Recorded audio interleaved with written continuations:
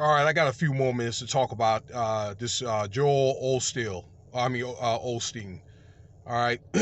Sorry about that last video. I was cut off. But I was saying about Dre's wife or whatever. That what did she plan on doing with that money? Because with 300K, you can't do but so much. All right. But women can't go back in lifestyles.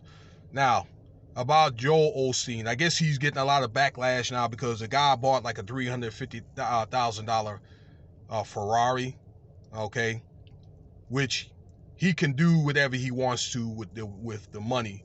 Okay, if you look at how much his worth is, living in a $2 million house, and I don't know, being all this worth money, maybe what, $100 million, I'm not sure, okay?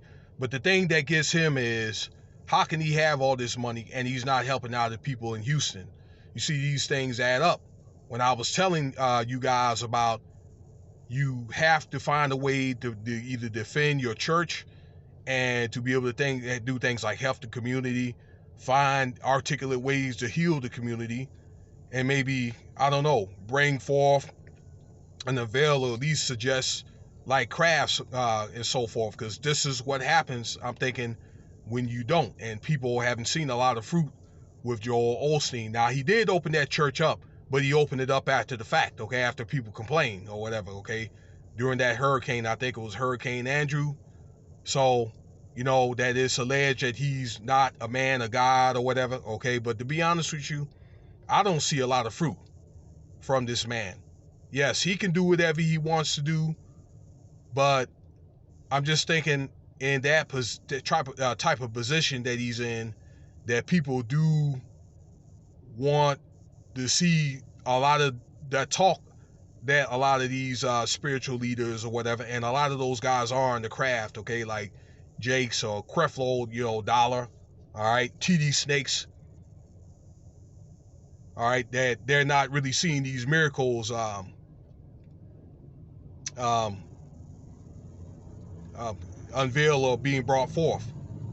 Yeah, I'll say, like my boy told me about Grace Jones, had a brother out there in LA, a preacher. Some of you guys might know him, that was talking all jazzy for all these years, and then the church closed and people didn't see any miracles or whatever. The church didn't open. He wasn't coming out.